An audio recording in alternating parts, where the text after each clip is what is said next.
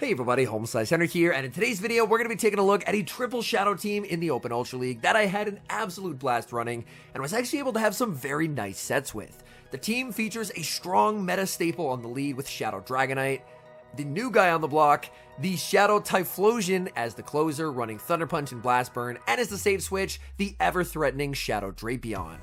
Now this team does have a weakness to Tapu Fini, so Tapu Fini leads were a bit difficult, but I was able to beat a couple of Tapu Fini along the way. So without further ado, let's hop into the matches, and let's check out the team in action. Hopping into the first match, Lady Shadow Dragonite versus Shadow Ampharos. I'm going to throw 11 Dragon Breaths, switch into the Shadow Drapion, not only catching the Brutal Swing, but getting a free Poison Sting as well. And now I can farm up quite a lot of energy. Ampharos re-banks the Brutal Swing, sends in Poliwrath, and Poliwrath is going to be smacked with a Sludge Bomb. Sludge Bomb connects, dealing pretty substantial damage. I'm going to make it to Sludge Bomb number 2 on charge attack priority. Here, since this isn't going to KO, I should have gone for a slight undercharge, as that way I could have potentially got more farm on the Shadow Dragonite, but in reality, it's still going to work out pretty fine. They are going to undercharge and get a little bit of extra farm, but they're not going to make a move versus the Shadow Dragonite. Ampharos does have the Brutal Swing ready. I don't really want to throw on alignment if I see them bring it in, because I don't want to give them 4 free turns of energy. So they end up throwing the Volt Switch, I can fire off the Dragon Claw, and now, since they've shielded, I'm more than happy to shield back. They're still 2 off their next move. Turns out they do actually have Thunder Punch as well. I can't quite get the farm down, which has been unfortunate, but I will fire off the Dragon Claw and pick up the KO. In the back, they have Golisopod, aggressive switch into Typhlosion, and let's see Typhlosion now going up against a water type. I will commit the shield. They're going to full send the liquidation, looking for the debuff. They do get the debuff, but I get the back-to-back Thunder Punches, and this is just game winning. The speed on the Typhlosion is so much improved. Thunder Punch, just an incredible addition. We get to pick up the KO, knocking out Golisopod, and taking the win. Shadow Dragonite on the lead versus Shadow Charizard. The battle of the real dragon versus Charizard, which is a little bit of a fake dragon. In this instance, again, I'm going to get a catch and time it so I get the Poison Sting through. Drapion up energy is extremely scary. Opponent is going to farm up energy. They don't quite bank a move on the Charizard, but they end up switching out and sending in Registeel.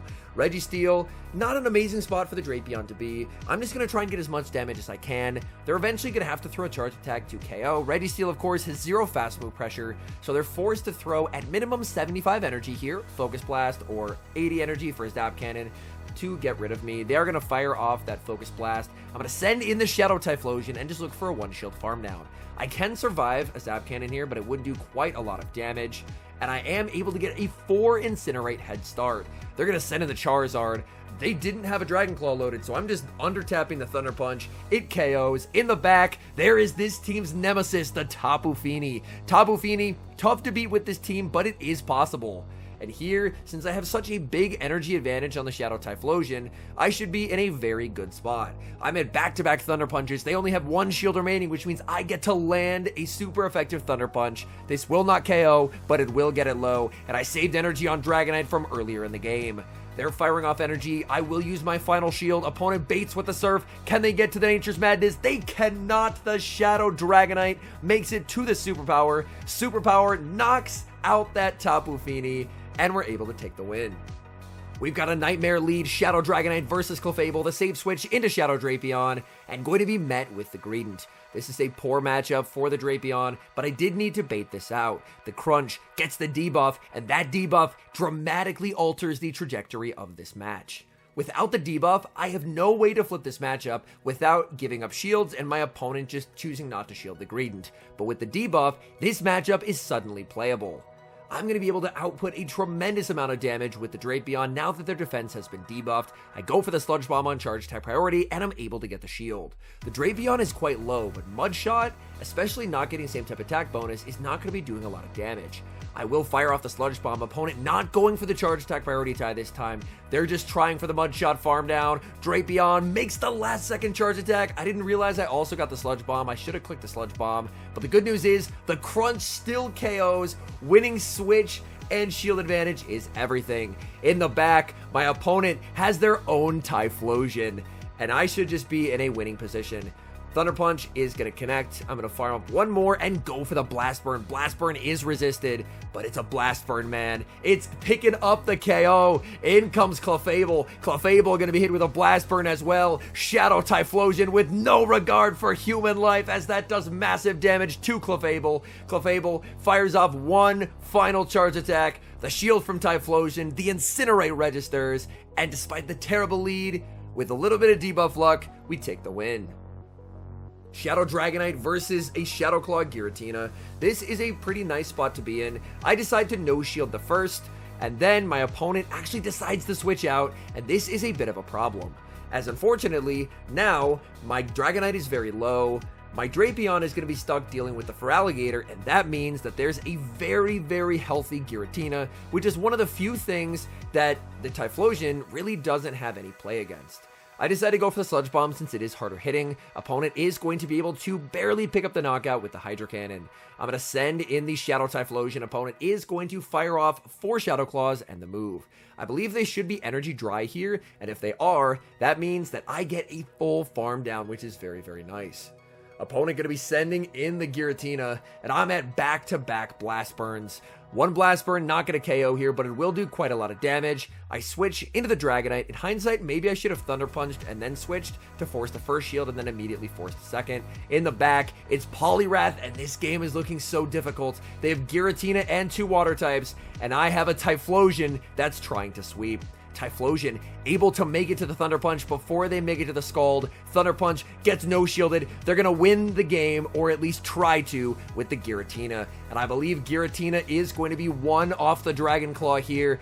I'm close to the back-to-back Thunder Punches, but I cannot quite get there. So they had 3 pretty solid counters for the Typhlosion. We still make it very close, but unfortunately we're unable to get the win. Picking up a positive lead, Shadow Dragonite versus Skeledirge. The Ampharos safe switch. I'm going to farm up and fire off the Dragon Claw instantly. The nice thing here is since switch takes a turn, I can throw the Dragon Claw instantly, and it would typically be on alignment, but with the 1-turn switch, it's actually on perfect timing. They go for a Thunder Punch, so the interesting thing is they're actually not on Brutal Swing. I'm still going to go for a catch onto the Drapion because I do want to try and preserve the Dragonite, because Dragonite is just incredibly oppressive neutrally. I really, really like running Dragonite in the Ultra League. In the Great League, it's a bit too glassy for my liking, but in the Ultra League, man, this thing is terrific. In comes the Skeledirge. Skeledirge, the question will be, do I survive the next Incinerate? If the answer is yes, I can make a second Crunch.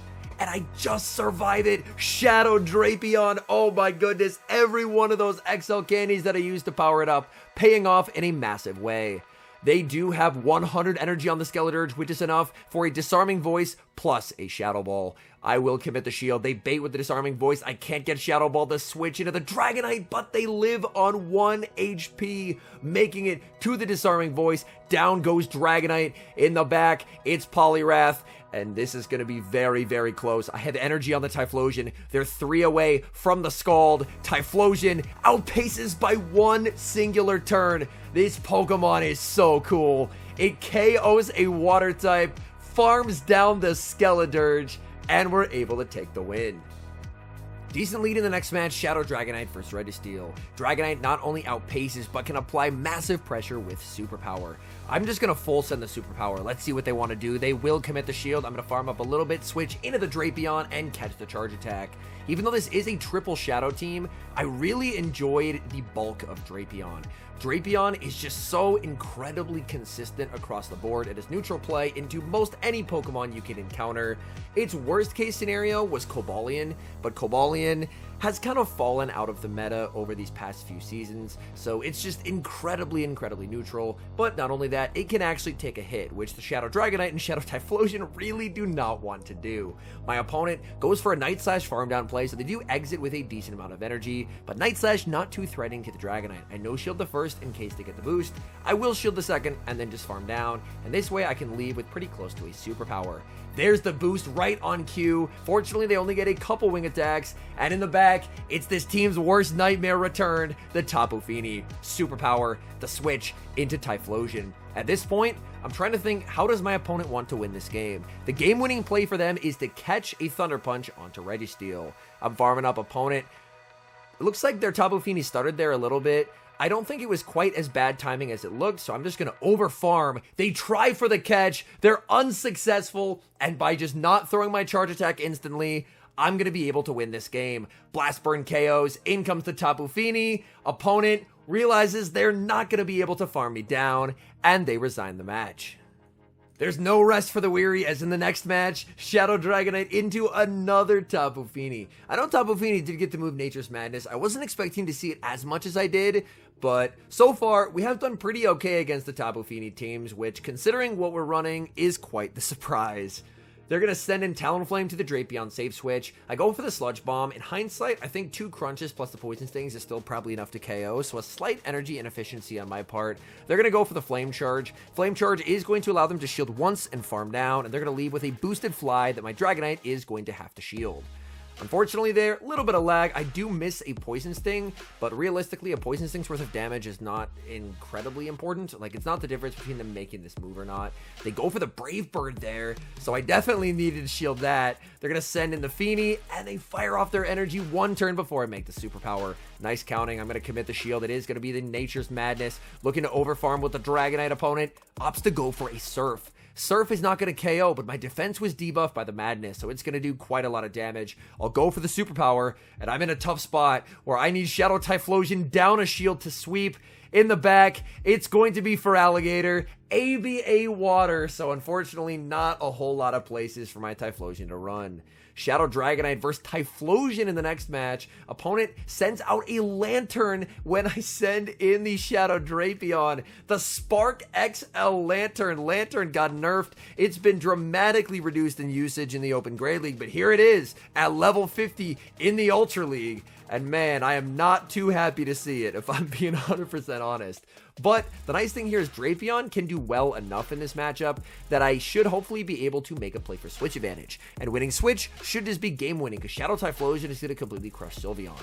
Sylveon, not the greatest choice when it comes to the Open Ultra League. I will fire off the Sludge Bomb. Sludge Bomb, shield it up. Can I make it to another one? Not before they're able to force my final shield. So I have gone down both shields here, but the good news is I will make the Sludge Bomb. Shadow Drapion having to use both shields, but getting all shields down and winning Switch advantage. That's terrific for the Drapion. In comes Ampharos. Unfortunately, the footage stuttered a little bit there. In comes Ampharos. I'm going to send in the Dragonite. They're probably going to go for a Brutal Swing and then a switch into the Sylveon, so I will have to watch for that switch. Brutal Swing will connect. In comes the Sylveon, and I get to send in Typhlosion. Typhlosion farming up opponent, firing off the Psyshock as soon as they get there. Psyshock not going to KO, and now I can farm up to the back-to-back Blast Burns, and the devastation is about to be unleashed. Blast Burn, down goes Sylveon. Blast Burn number 2, in comes the Ampharos. Ampharos gets KO'd as well.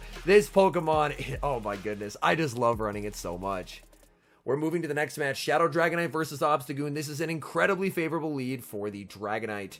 Dragonite can survive a Night Slash, and I'm just going to look to overfarm and fire off a charge attack right before they're able to get to a move. So I massively overfarm here, go for the superpower. Even if they shield, I can just stay in, continually overfarm, and win Switch. But instead, I'm going to make a pretty big misplay here. I'm going to switch out. I switch out of a winning lead, I catch a Night Slash, which is pretty nice, but switching out of a winning lead is not normally a terrific strategy.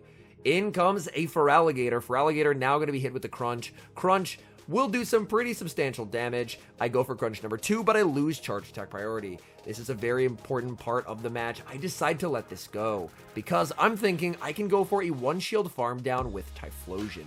Typhlosion going to be able to exit with quite a lot of energy, and this energy will be very threatening into most things. But keep in mind, I did end up losing Switch advantage. In comes the Obstagoon. I will fire off this Blast Burn. Blast Burn does get shielded to switch into the Dragonite. Dragonite is barely going to get outpaced here. They go for the Night Slash. I send in the Typhlosion. The Obstagoon stored more energy than I realized, and now I'm potentially not in an amazing spot. I'm going to look to overfarm, go for the charge attack priority tie, but they make the perfect play. This is just, I kept this in because all you can do is clap. They understand that my play is to go for charge attack priority, so they just switch and catch the Thunder Punch onto Cresselia, neutralizing that energy. Just incredibly well played game, and I have no choice but to resign the match.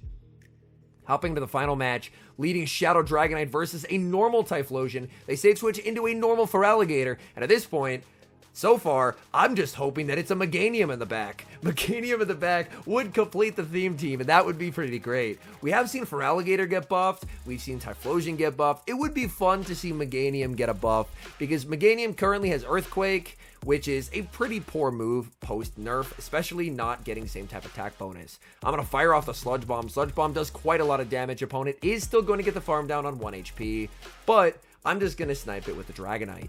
So Dragonite back in a position where it is going to be up a shield, which is where it definitely likes to be. Opponent sends in Typhlosion, and at this point I'm thinking, okay, it has to be the Meganium, right? They're sending in Typhlosion. This is not a good matchup. So I am going to look to overfarm quite a bit and go for the Dragon Claw before they're able to make their Thunder Punch. Dragon Claw is going to be shielded by Typhlosion. I switch into my own, and I'm able to get the Incinerate through. I will respect the potential Blast Burn. They go for the Thunder Punch. Thunder Punch, they're unable to get to their next move. In the back, that's not a Meganium, but that is definitely something that does not want to see Typhlosion. One more Blast Burn for the road, one hit KO onto the Trevenant, and that is a good game. All in all, I had a ton of fun getting to run this team. It definitely felt like a flexible team where I could pivot in and out as needed, and all three of the Pokemon had a lot of closing power throughout the course of the game if needed. The one thing I will say is I definitely feel like my record with this team could have been a lot better. I feel like I really made a lot of poor plays in some of the losses, and that really contributed, unfortunately, to some pretty tough situations where I feel like if I played the team better, then I could have just had a very straightforward win con. So overall, I'm excited to keep playing this team as the week goes on. Can maybe adjust it down the road, but I did kind of want to challenge myself with the triple shadows, and the fact that I was able to go very positive was a lot of fun, and now I think I'm one set away from my ELO reveal. So hopefully I'll be getting my ELO soon, and we get to begin the climb up to Legend once again. Anyways, thank you guys so much for watching. If you're enjoying the content, make sure to leave a like and subscribe to the channel if you haven't. And a special thank you as always to our members here on YouTube. The support guys provide is sincerely appreciated. So thank you guys oh so very much. And until next time, I've been HomeSliceHenry.